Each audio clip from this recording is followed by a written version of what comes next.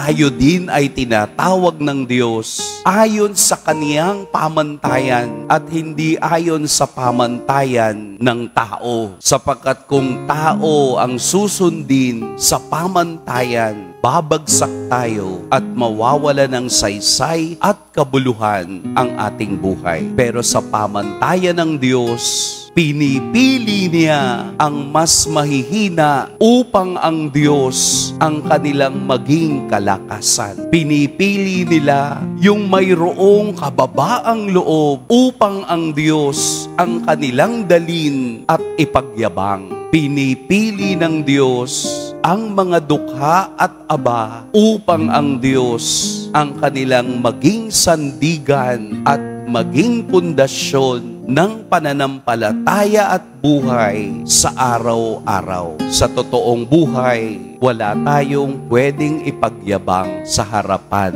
ng Diyos.